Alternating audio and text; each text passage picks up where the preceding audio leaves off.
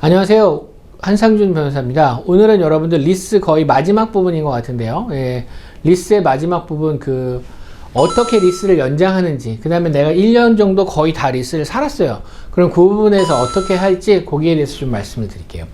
여러분들 처음에 미국에서 아파트 리스를 잡으면요 1년치 계약을 합니다. 보통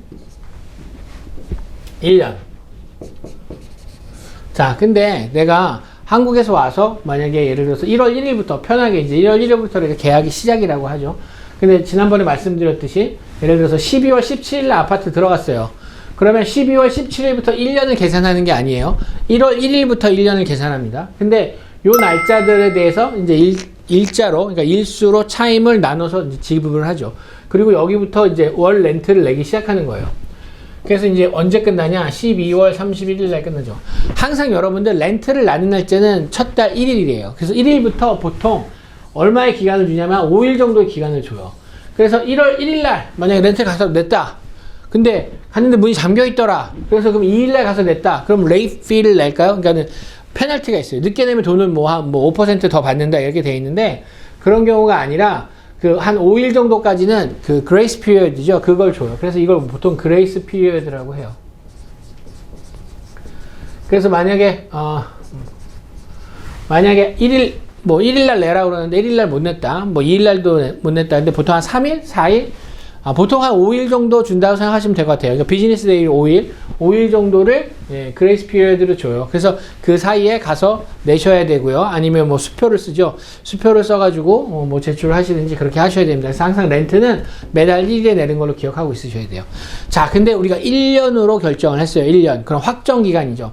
렌트의 기한에 확정이 있어요. 렌트의 기한이 확정이 있으면 딱 1년 있을 때 끝나요. 근데 내가 살다 보니까 아파트가 괜찮아요. 그래서 내가 여기서 졸업할 때까지 살아야겠다.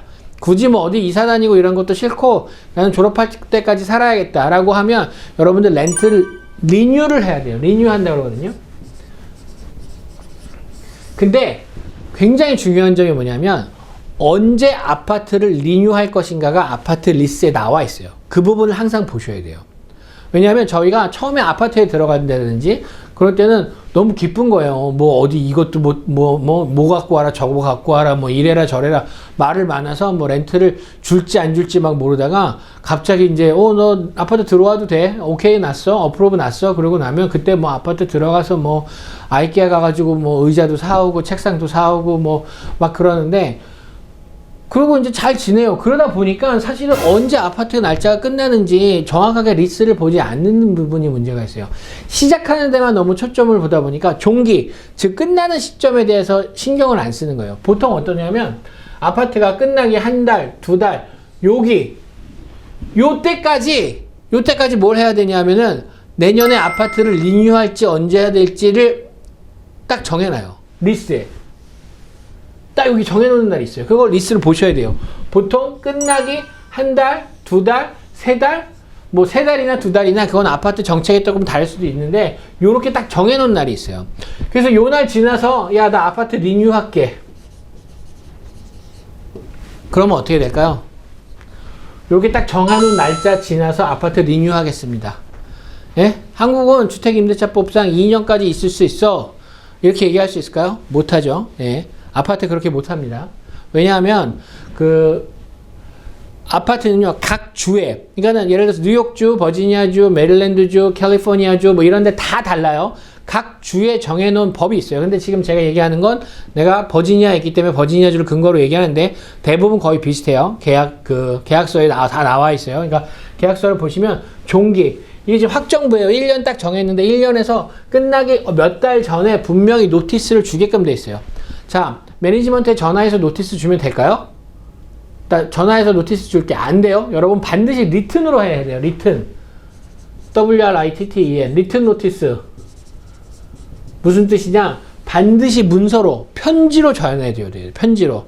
그래서 이제 보통 편지로 하고 요새는 또 이메일도 있으니까 이메일도 하는데 같이 보내는 게 좋아요. 하나만 보내면 절대 안 돼요. 그래서 리뉴를 하겠다라고 의사표시를 명확하게 해놔야 돼요. 이 전날. 여기 계약으로 딱 언제까지 노티스를 줘라라고 한 전에 반드시 해놔야 됩니다. 안 그러면 이 뒤에 나오잖아요? 그러면 매니저가 아무리 친해도 안 받아주는 경우가 많아요. 그러니까 거기 매니지먼트 컴퍼니에 있는 사람들이랑 아무리 친하다 그래도 안 돼요. 왜 안 될까요? 무슨 이유가 있을까요? 여러분들 개인이 하는 그 콘도미니엄이나 이런 데는 이런 부분이 좀 완화될 수 있는데, 아파트 매니지먼트 컴퍼니가 운영한 아파트먼트는요, 이 기간에 이 사람들이 연락이 없다라면 내가 나간다고 간주해요. 그렇기 때문에 이 아파트를 마켓에 올려요. 그래서 벌써 다른 사람들이 아파트를 보러 다니는 거예요. 그래서 내년에 2달 뒤 아니면 3달 뒤에 나와서 벌써 내 방으로 들어올 사람이 결정이 돼 있어요. 그렇기 때문에 이거를 먼저 반드시 노티스를 주셔야 돼요. 안 그러면 어떻게 돼요? 다른 방으로 이사해야 돼요. 내가 이 아파트가 너무 좋아서 여기 계속 있고 싶다. 그런데 벌써 그렇게 돼서 계약을 리뉴를 안 해준다라고 하면 나는 그 아파트에 다른 빈 방 찾아서 가야 되는 거예요. 그 아파트가 좋다고 하더라도. 다행히 빈 방이 있으면 글로 갈 수 있죠. 없으면 어떻게 되죠? 예, 다시 어플리케이션 넣고, 예, 소셜 시큐리티 번호 인포메이션 내고, 크레딧 체크하고, 없으면 또 개런터 부르고, 그 일을 또 해야 된다는 거예요. 그러니까 여러분들이 크레딧이 쌓이기 어느 정도 전까지는 prior history, 즉 자기의 그런 역사에 대해서 만들어 놓으셔야 돼요. 내가 렌트를 얼마나 제대로 제때 잘 냈는 사람이냐, 이런 거 굉장히 중요해요. 렌트를 늦게 내잖아요? 다 보고서에다가 써놔요. 그리고 크레딧 레포트도 보고하고, 나중에 이런 경우가 있어요. 제가 예를 들어서 헌 아파트에 살다가 새 아파트로 이사를 갔어요. 그럼 새 아파트 매니지먼트 컴퍼니에서 헌 아파트한테 전화해서 물어봐요. 야, 이 사람 그 전에 렌트 잘 냈던 사람이냐? 아니냐? 뭐 이런 거 물어봐요. 아, 그 사람 뭐 나갔는데 말도 마. 뭐 방도 너무 지저분하고 렌트도 제대로 안 내고 뭐 이런다고 하면 새로운 렌트 받기 쉽지 않아요. 그러니까 항상 그런 히스토리, 언제 요런 내는 거 잘 지켜서 내시고, 그 다음에 요거 끝나는 날 잘 확인하셔야지 이 아파트 리뉴 하실 수 있어요. 그래서 어느 정도 미국 초기에는 좀 지겹더라도 잘 지내셔야 되는 부분이 좀 있는 거예요. 그래야지 그 이후부터는 내가 외국인이라도 히스토리가 생기면 다른 아파트나 이런 데로 자유스럽게 이사를 갈 수 있어요. 근데 그 전까지는 안 돼요. 이런 시큐리티 디파짓. 자, 시큐리티 디파짓 아까 얘기 잠깐 했는데 다시 말씀드리면, 이제 만약에 이제 리뉴를 여기서 했어요. 그래서 이제 다 리뉴를 하면은 괜찮은데, 자, 내가 리뉴하지 않고 나가요. 예? 그러면 뭐가 있죠? 예. 매니지먼트 컴퍼니가 와서 그 아파트를 잘 썼는지 잘 안 썼는지, 오븐은 고장 냈는지, 오븐 안에 청소했는지, 냉장고 고장 내트렸는지, 이런 부분들을 다 체크하는 부분이 있어요.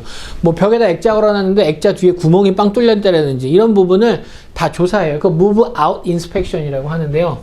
move out inspection을 해요. move out inspection에서 잘못돼 있으면 어떡하죠? 예, security deposit에서 까죠. 얼마씩 까겠다. 페인트 새로 칠하는데 얼마, 뭐 하는데 얼마, 이런 식으로 해서 그거를 이제 줄여나갈 수가 있어요. 그래서 여러분들 항상 나갈 때도 조심하셔서 잘 챙기셔야지만 여러분들이 큰 손해 당하지 않아요. 특히 move out inspection 잘 하셔야 됩니다. move out inspection에서 자, 이런 부분에 문제 없어. 자, 이런 부분에 문제 없어. 그러고 나오셔야 돼요.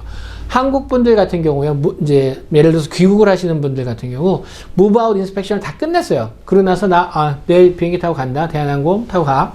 빠이빠이 하고 이제 한국으로 갑니다. 그러면 이 사람들이 나중에 며칠 안에 그 시큐리티 디파짓을 돌려주기로 돼야 되는데 안 돌려주는 경우도 있어요. 이 사람은 한국 가버렸다는 거 이미 알고, 그리고 여기서 질질 끄는 거죠. 야, 뭐가 문제가 있다, 이게 깨끗하지 않다. 그렇기 때문에 여러분들 항상 move out inspection 확실히 해서 시큐리티 디파짓을 떼이지 않는 그런 조심성을 발휘하셔야 돼요.